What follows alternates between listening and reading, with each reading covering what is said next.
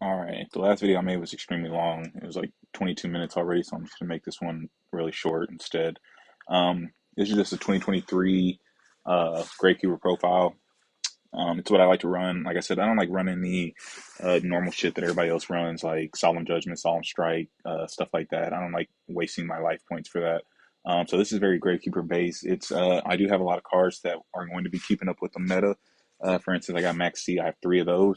That's just because people like to special summon for like 15 minutes straight. Like I usually go cook something or like watch a TV show or play on TikTok for the whole time.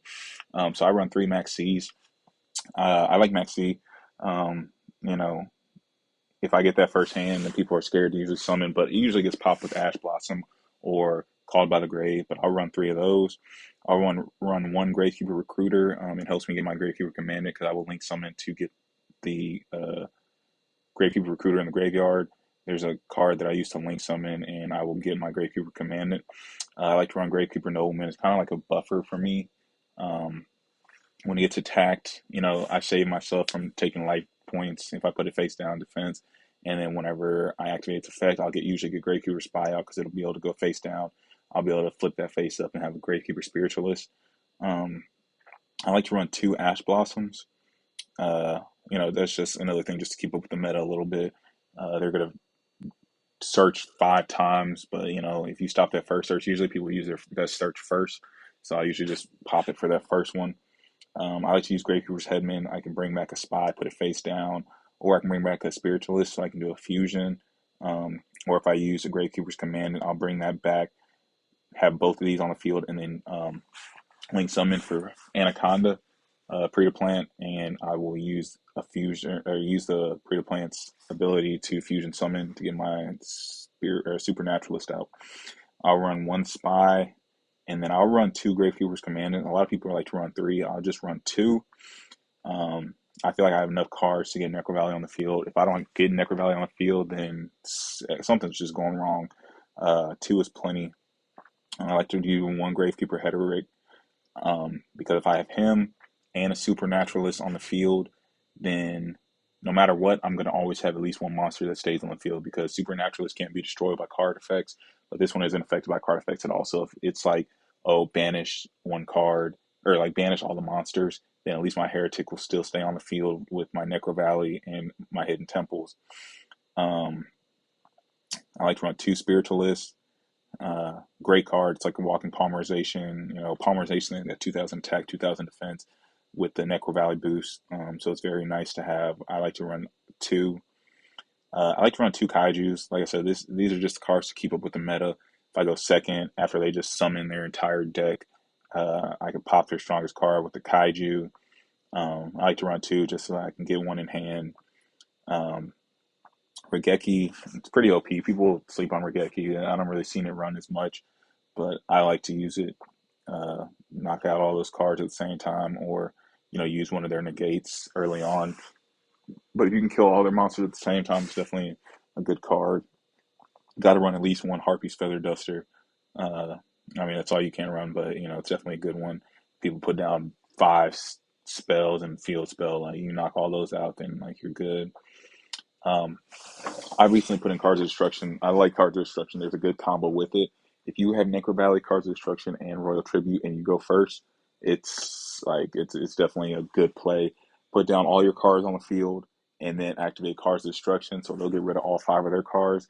When they get their new set of five cards, you use that Royal Tribute. Now they're losing like three monsters, so it's already like eight cards in their graveyard that they might activate their effect, but that are pretty much out of play.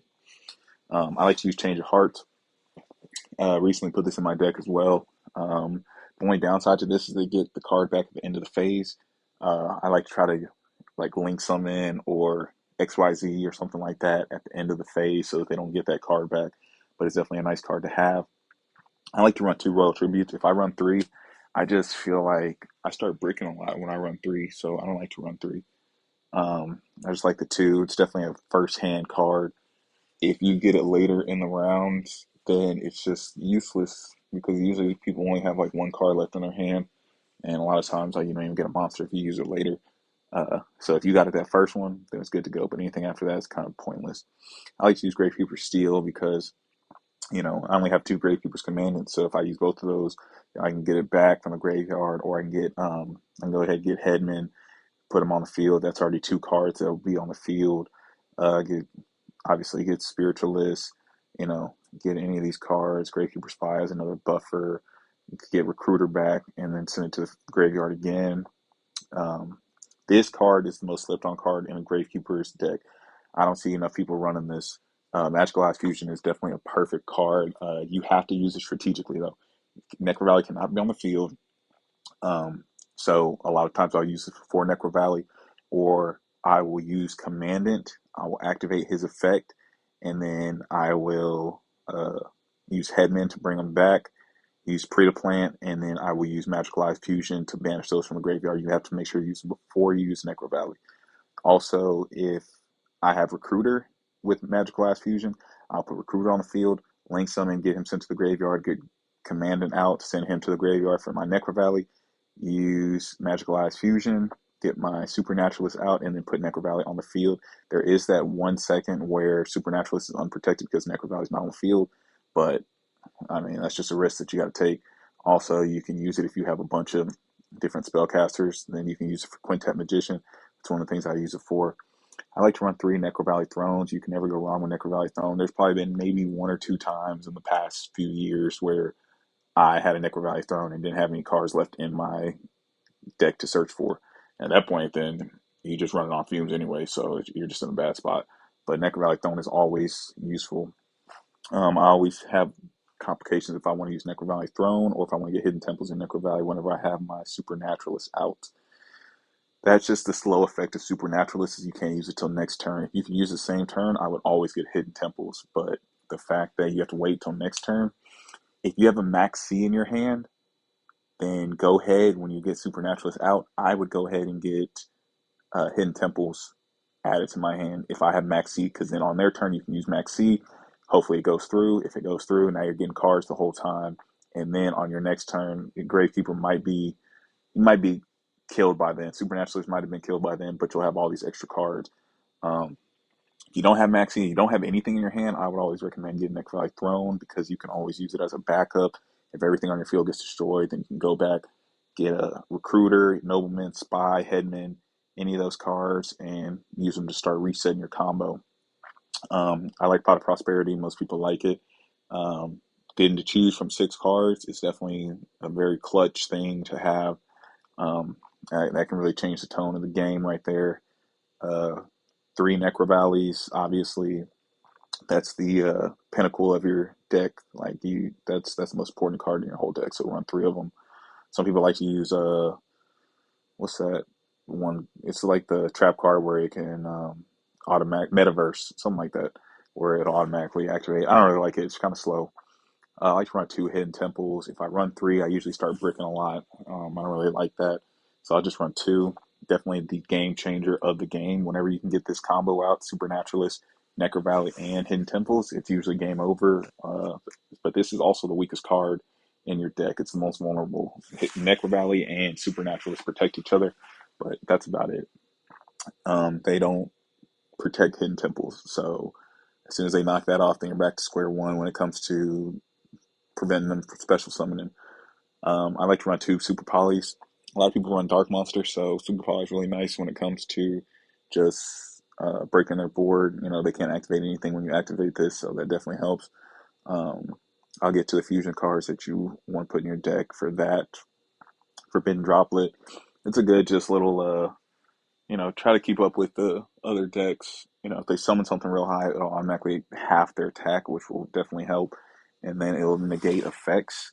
So, and that's it's a very good card to use. Also, it's a good combo if you have Forbidden Droplet, Necro Valley, and Necro Valley Temple on the field at the same time.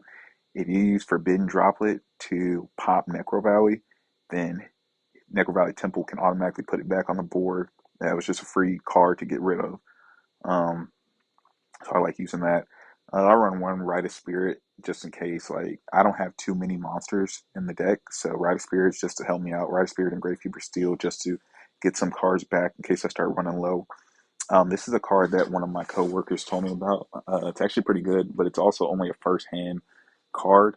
Um, but it's pretty much like if you don't have Max Seed, you don't have Ash Blossom.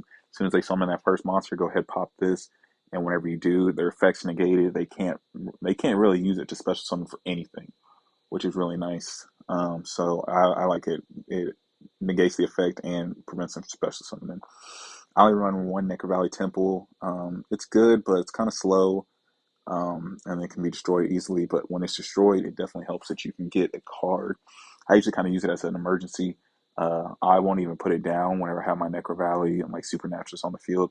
I'll wait until Necro Valley's destroyed and then I'll put it down so I can just get it back. But other than that, it makes them lose 500, which is definitely helpful. But I only run one of them. This Gravekeeper trap, it's kind of new. I think it came out with like the little Tarleman or however you say it deck. It comes in handy, but I only use it once. The best part of this is that you get to see their card when they draw. Uh, and I usually just say Harpy's Feather Duster, Super Poly, or one of the Kaijus. I just say that. I mostly say Harpy's Feather Duster because this is vulnerable along with the Hidden Temples. So if I have this on the field and I have Hidden Temples, if I say Harpy's Feather Duster, they got to send it straight to the graveyard and it won't be of any help to them. So it'll be a little protection for it. You got the Mud Dragon. That's good for these Super Polys. Just two monsters with the same attribute with different types. So Super Poly can definitely help you, and Mud Dragon will definitely come in clutch sometimes. I run three Supernaturalists. You really only need two, but I like to run three. I don't like running out of cards. There have been times where I had two Supernaturalists go to the graveyard, and I had to use a third one. It rarely happens, but it can happen. So if two of them are in the graveyard and I don't have Rite of Spirit or I don't have Steel anymore, then I'm just out of luck.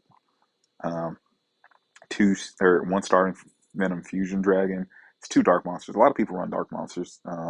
You don't realize until you start playing with Super Poly. Like you can get one of these cards out pretty quick with Super Poly because a lot of people run dark monsters. I would say like 33% to be honest. Um, So that's a good one. It also will activate where you can get the attack of one of the cars and you can use their name or whatever. It's pretty clutch. I like this one a little better because you can pretty much negate the effects of one of the cards. You got to know if you know the person's deck well enough, you'll know which card to negate. But I usually just do whichever one comes first because they're always going to use that effect or whatever. So I'll use that. You just need one fusion and one dark monster. If you get the regular pre-dependent Link monster Anaconda, then that's already one dark monster. So for these three, that's already like what you need. That's half of what you need. So you just need a fusion monster, one dark monster, and then this one is three dark monsters on the field. This is probably the best one, but it's definitely more for a pre-to-plant deck in general. But any card that's special summon from the extra deck is going to automatically be negated, which is very nice. It only has 3,000 attack, 3,000 defense, which I'm saying only, but when it comes to extra deck monsters, that's not a lot. Most of them are basing at 3,000. Um, but if you start using counters, predator counters or whatever, then it can become real clutch. But that's for a different deck. But it's just good for Super Poly. Quintet Magician is just a great card to have in your deck. Whenever it's like getting to the later rounds, if you use Magical Eyes Fusion, you have to know how to use it. Make sure you have your Necro Valley face down.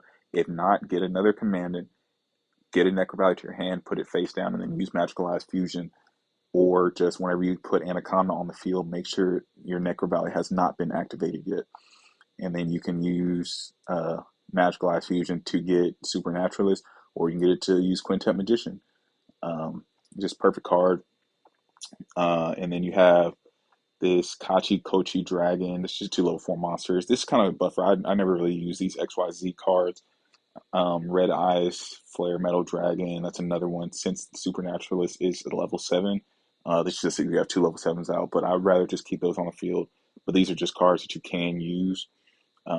Divine Arsenal. Now, I will say this. I've just recently learned this. Whenever you use that Change of Hearts, if you use Change of Hearts and then they have an XYZ monster, if you attack with that, you can still get your Divine Arsenal out, and that will definitely help.